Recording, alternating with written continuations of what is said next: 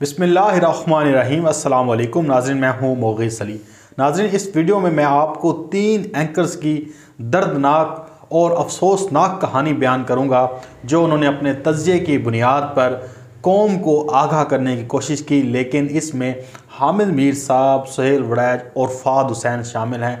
बड़ी ही दिलचस्प ख़बरें हैं, वो आप तक शेयर करूँगा कि क्योंकि जो रोना धोना है वो एंकर्स का जारी है, लेकिन अब जो रोना धोने के साथ उन्होंने नया मंजन मार्केट में बेचना शुरू किया है, वो क्या है वो आप तक मैं पहुंचाता हूं। दूसरा ये है कि कैश माला यानी कि कश माला, जिनके खावंद और बेटे ने इस्लामाबाद में G11 के इशारे पर 4 मासूम नौजवानों को अब्दी नींद सुला दिया था, अब उस कैश माला के ख़िलाफ़ हुकूमत ने बड़ी तैयारी पकड़ ली है। और वो तैयारी क्या है इस वीडियो में हम बात कर लेते हैं, लेकिन पहले आपको मैं ख़बर दे दूं कि एक डेमोक्रेसी इंडेक्स जारी हुआ है जो 2018 के मुकाबले में उसने अब रेटिंग जारी की है, तो उसका जो डिफरेंस आया है वो 7 पॉइंट्स का आया है और पाकिस्तान के 7 पॉइंट्स में बेहतरी हुई है।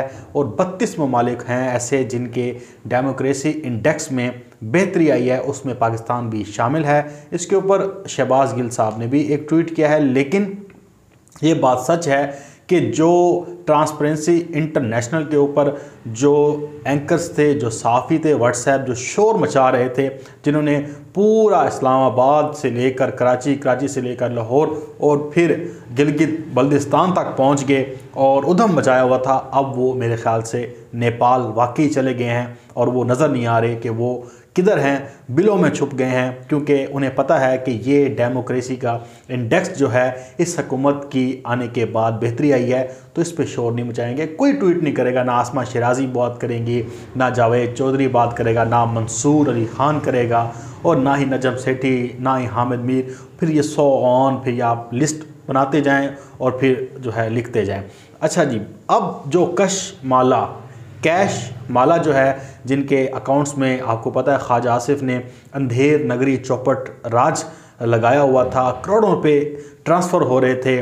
और आपको पता है कि कशमाला तारिक और ख्वाजा आसिफ का क्या क्या जो है वो उनका आपस में ताल्लुक़ है, सब कुछ यहाँ है, सबको पता है। पैसे ऐसे तो करोड़ों रुपए जो है वो नहीं जाते। अब सुनने में आया है जो आसिफ अली ज़रदारी साहब की जो एक बहुत ही चहेती थी अयान अली, जिन्हें डॉलर गर्ल कहा जाता है, उसने रॉयल रोल्स जो है वो गाड़ी ख़रीद ली है। उसने कहा कि जनाब, मेरा बचपन में जब ये मैं छोटी होती थी ख्वाब था कि मैं इतनी बड़ी गाड़ी और महंगी गाड़ी लूँ, आज मेरा ख्वाब पूरा हो गया है। तो गरीब के थर के बच्चे गरीब मर रहे हैं, सिंध में कुत्ते काटने की दवाई नहीं है। कराची का हाल देख लें, जो कराची में रहने वाले लोग हैं उन्हें पता है कि कराची में अब ज़िंदगी जीना ऐसे है कि बंदा जहन्नम में जी रहा है।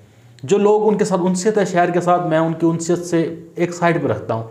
आप सोचें, जो कराची में रहने वाले हैं, ना उन्हें साफ़ पानी मिल रहा है, ना उन्हें साफ़ आबो हवा मिल रही है, ना उन्हें ट्रैफिक का निज़ाम बेहतर मिल रहा है, ना उन्हें कोई ऐसी जदीद सहूलतें मिल रही हैं कि जिससे वाकई कहें कि वो पाकिस्तान के एक बड़े शहर में रहते हैं। बेचारे वो बारिश आ जाए तो पूरा शहर ख़त्म, डूब जाता है।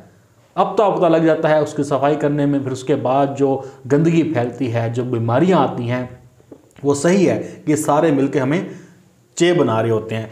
अच्छा जनाब, ये तो हो गया अयान अली डॉलर गर्ल का। कशमाला तारिक के ख़िलाफ़ क्या जनाब रेफरेंस आ रहा है? रेफरेंस ये है, उसको वफाकी मुतसब के जो उनको ओहदा दिया गया है उससे हटाने की तैयारियां हैं और ये हुकूमत ने अब ऐलान कर दिया है और वो अब जाएंगे रेफरेंस लेकर और इसको हटाने की कोशिश करेंगे, क्योंकि कशमाला तारिक एक मतनाज़ शख्सियत बन चुकी है। एक तो ख्वाजा आसिफ के जो करोड़ों रुपए उसके अकाउंट में ट्रांसफ़र हुए, फिर डिटाई के साथ जब इन्होंने 4 बंदे मार दिए और अपने बेटे को पतली गली से निकाल के भाग गई, और इसने अभी तक जो है अपने बेटे की प्री जो अरेस्ट है, बेल, वो ले ली है। अब किधर जाए गरीब का? अब मैं उनके मानसरा के लोगों के इंटरव्यू देख रहा था, उनकी माओ बहनों के, उनके ख़ानदान के गरीब, बिल्कुल गरीब लोग जनाब, यकीन करें वो बड़ी मुश्किल से घर का गुजारा करते होंगे। इंसान देख के अंदाज़ा लगा लेता है। तो उनके साथ ये जुल्म ज़्यादती किया। तो बहरहाल हुकूमत ने कैश माला का कैश अकाउंट अब बंद करने का फ़ैसला कर लिया है। आगे चलते हैं जी। पीपल्स पार्टी जो बड़ी अपने आप को डेमोक्रेटिक और बड़ी अपने आप को जमहूरियत पसंद जमात कहती है, कमर ज़मान कहता है जी धरना, अब जो प्लान जो उन्होंने जारी किया है कि धरना होगा फैज़ाबाद पे पहले, फिर हम जाएंगे आगे रेड जोन की तरफ और फिर हुकूमत पे हम बमबारी करेंगे। यानी कि धरने का प्लान, लॉन्ग मार्च का प्लान इन्होंने धरने में कन्वर्ट किया हुआ है, यानी कि वहाँ पे धरना देना है तो दे लें। हुकूमत तैयार है, हुकूमत ने पहले कहा है कि 1 दिन 2 दिन, लेकिन ये बात सच है कि 1 हफ्ते से ज़्यादा धरना नहीं दे सकते। हुकूमत ने इन्हें चैलेंज भी किया हुआ है और हमने दिसंबर में फजल रहमान का धरना देखा भी हुआ है। चाहे ये आगे पूरी ज़िंदगी बैठ जाएं, हुकूमत नहीं गिर सकती। उसकी वजह यह है कि फ़ाद हुसैन, वो फ़ाद हुसैन साहब जो हैं, ये आपको पता है कि डॉन पे प्रोग्राम भी करते हैं, एक्सप्रेस में डायरेक्टर न्यूज़ रहे हैं। फ़ाद हुसैन साहब शाहज़ेब के प्रोग्राम में उन्होंने बिल्कुल साफ कहा, आपको पता है कि ये प्रो PMLN है और ये प्रो पीपल्स पार्टी भी हैं। उन्होंने कहा कि जनाब इस PDM ने अभी जो पहला जो राउंड था, पहला फेज़ था, ख़त्म हो गया है, उसमें ये कोई खातिर खा कारकर्दगी नहीं दिखा सकी, अपोजिशन अपने हदफ हासिल नहीं कर सकी, इनके पास प्लान ही नहीं है। उन्होंने कहा कैसे? उन्होंने कहा ये कहते हैं जी हम इस्तीफ़े देंगे, इस्तीफ़े के बाद क्या करेंगे, इनके पास प्लान नहीं है। ये कहते हैं हम लॉन्ग मार्च करेंगे, लॉन्ग मार्च के बाद आगे हुकूमत कैसे गिरानी है, इनके पास प्लान नहीं है। ये कहते हैं कि हम वहाँ पर जाके धरना देंगे, धरने के बाद क्या होगा, कहते हैं इनके पास प्लान नहीं है। ये फ़ाद हुसैन इनके जो चैम्पियन हैं, ये इनके बड़े उस क्रीम में आते हैं, उस दिमाग में आते हैं। जैसे तलत हुसैन को ये बड़ा अरस्तू मानते हैं, तो फ़ाद हुसैन साहब को भी ये सारे लोग अरस्तू मानते हैं। तो उनके नज़दीक ये टोटल PDM फ्लॉप। अब सोहेल वड़ैच उन्होंने कहा कि हुकूमत घर ऐसे भेजते हैं, मतलब रोना धोना तो हम ज़ाहिर बात है शुरू हो चुका है। तो सोहेल वड़ैच साहब रात को बैठे ये प्रोग्राम में शाहज़ेब खानज़ादा के पूरी PDM का जायज़ा ले रहे थे और कहा कि जनाब हुकूमतें ऐसे घर नहीं जाती, ये सिर्फ हुकूमतों पे प्रेशर डाल सकते हैं, उसको ये मफलूज कर सकते हैं। लेकिन मेरे ख्याल से जिस तरह से PDM जा रही है या तहरीक चलाना चाहती है, हुकूमत बिल्कुल भी घर नहीं जाएगी, ये सोचना भी नहीं चाहिए। ये उन्होंने बात बिल्कुल क्लियर कट कर दी और हम भी यही कहते रहे हैं, कोई नई बात तो नहीं है। लेकिन सोहेल वड़ैच साहब इस बात पर माफ़ी मांगे कि जब ये तहरीक शुरू हुई थी तब ये प्रेशर बिल्डिंग और जनाब PDM ने ये कर दिया वो कर दिया, उसमें इन्होंने एक ज़मीन आसमान एक कर दिया था कि जैसे कोई बहुत बड़ा जो है सैलाब आने वाला है जो इस हुकूमत को बहा कर ले जाएगा। लेकिन अब हमारे सामने वो सैलाब भी नज़र नहीं आता, बल्कि वो एक प्याली में जो तूफ़ान आता है वो भी बर्पा नहीं हो रहा। हामिद मीर साहब का दावा सबसे मुनफरद और दिलचस्प था जनाब। कैसे? वो इस तरह से कि हामिद मीर साहब ने कहा कि जी पीपल्स पार्टी को नून लीग ने मना लिया है, अब इसी पे खुश हैं।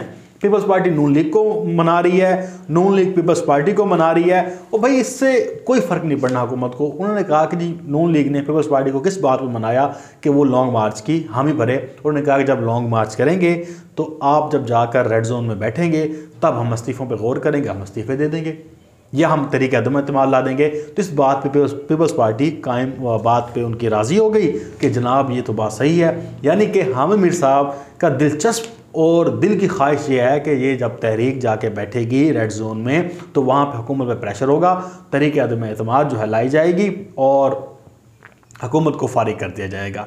ये इनके दिलचस्प और दिल को जो है खरीदने वाले जो हैं वो तज्ज़िये हैं जो अभी तक इनके जारी हैं। जनाब इमरान खान को मैं सियासतदान नहीं कहूँगा, मुझे बुरा लगता है ये कहा फजल रहमान ने। फजल रहमान ने बेसिकली एक बदला लिया जो इमरान खान साहब ने कहा था कि इसको मौलाना कहना तौहीन है। बिल्कुल, जिसकी मुल हो, जिस मुल्लाना जिसका आप मुल लगाएं, उस मौलाना का तो आपको पता है ना दीन है इसका, ना इसकी सियासत है, इसकी सिर्फ पैसा है। पैसा आ जाए या इक़्तिदार आ जाए ये चुप है। अभी परमट खोल दें इमरान खान, यकीन करें ये इमरान खान की हुकूमत को सादिक व अमीन भी साबित करेगा और ये इमरान खान की हुकूमत को ऐन इस्लाम के मुताबिक जो है वो बताएगा और इमरान खान साहब को सबसे बड़ा इस्लाम का दाई भी बताएगा। यहूदी एजेंट का नारा पीछे रह जाएगा। ये आज परमट खोल दे, इसको चेयरमैन सेनेट बना दो, सदर बना दो, ये इसकी औकात है। अब इसने बदला क्या लिया कि इमरान खान को सियासतदान मुझे कहना बुरा लगता है तो जनाब अबू जी कह लें, सीधी सी बात है। फिर अगर आप, क्योंकि देखें जिस अबू जी ने आपकी 11 जमातें और आपकी बड़े बड़े सियासतदान जो जिनके बारे में ये राय दी जाती थी कि बड़े एक्सपीरियंस सियासतदान हैं, उन सब की मंजी ठोक के रख दी इमरान खान ने। इन 11 जमातों की मंजी ठोक के रखी है, इनकी सियासत का सत्यानाश किया है, आपस में इतिहाद करा के ये एक दूसरे को मुंह दिखाने जोगे नहीं रखे, इनको इलेक्शन लड़ने जोगा नहीं रखा। अब ये इलेक्शन लड़ेंगे तो किस मुंह से इलेक्शन लड़ेंगे? वो कहते हैं ना, गालिब किस मुंह से जाओगे आप, तो किस मुंह से गालिब ये मुंह दिखाएंगे? नहीं दिखा सकते जनाब। ये इनकी सियासत का जनाजा इमरान खान ने, जिसे कहते हैं जिसको सियासत नहीं आती, जो क्रिकेटर है, उस क्रिकेटर ने इन 11 जमातों को बांध के उल्टा लिटा के लितर ऐसे मारे हैं कि अब ये मुंह छुपाते फिर रहे हैं, सफाइयाँ देते फिर रहे हैं कि जी नहीं नहीं नहीं पीडीएम नहीं है, पीडीएम वो, पीडीएम में इत्तेहाद बरकरार है, रोजाना की ये कह टेंट ये होती है। अच्छा जी, अब जनाब आखिरी खबर आपके साथ जो मैंने शेयर करनी थी, वो जनाब एक ऐसी शख्सियत हारून रशीद साहब, जिनकी सुई हर हफ्ते ऊपर नीचे होती रहती है, कभी 140 पे चल जाती है और कभी ये 0 पे आ जाते हैं। अब इन्होंने कहा है कि ज़रदारी की ज़मानत, शहबाज अस्पताल, शाहिद खाकान बाहर के मुल्क चले गए, अमलन NRO हो गया है। हारून रशीद साहब कहते हैं कि NRO हो गया।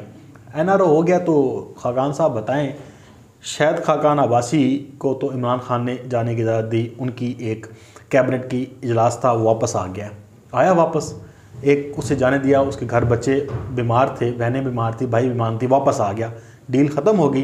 ज़रदारी और शहबाज की ज़मानत के मामले पे आप फैसला करें कि NRO किसने दिया है? इमरान खान ने दिया है। ज़रदारी को ज़मानत दे रही है अदालत, अब अदालतों में जाके इमरान खान खुद फैसले करे। शहबाज को हस्पताल दाखिल कराया है किसने? वहाँ के मेडिकल बोर्ड ने, और वो अदालतों में पहुँचा हुआ है कि जनाब मैं बीमार हूँ। अब इमरान खान किधर जाए? एक बंदा उल्टियाँ कर रहा है, उसकी मरने वाला है, इमरान खान क्या करे? उसे जेल में उल्टा लटका दे। तो NRO किसने दिया है? हारून रशीद साहब ये आप क्लियर कर दें। इमरान खान ने अगर दिया है तो इमरान खान साहब से जवाब तलबी करेंगे, अगर किसी और ने दिया है तो फिर अपने अंदर इतनी सकत रखें, इतनी जुर्रत रखें कि आप फिर नाम लें, फिर आप वो कियानी साहब के साथ जो मुलाकातें हैं जो आपने की हुई हैं, उसी की बुनियाद पर आप अपना ताल्लुक़ एक ख़ास जो है वो एक तबके की तरफ रखते हैं, आप एस्टैब्लिशमेंट की जानब आपका एक ताल्लुक़ होता है। जब भी कहते हैं मुझे खबर मिली है, तो अब आप अमलन ये भी बता दें कि NRO किसने दिया है। NRO तो हो गया ना, तो बता दें किसने किया है। इमरान खान ने तो नहीं किया। इमरान खान ने तो डट के कल कहा है कि मैं उल्टा इनको ये उल्टा भी लटक जाएं, मैं इनको NRO नहीं दूंगा। इमरान खान अपनी बात पर हर दम हर वक्त कायम है। कोई और ज़्यादती कर रहा है तो उनको फिर आप सामने लाएँ, उनका भी एहतसाब होना चाहिए कि जो चोरों डाकुओं को NRO देता है और फिर वो मुल्क को मसलत करता है। अपना बहुत सारा ख्याल रखिएगा। मुग़ीस अली को दें इजाज़त। अल्लाह हाफ़िज़। पाकिस्तान जिंदाबाद।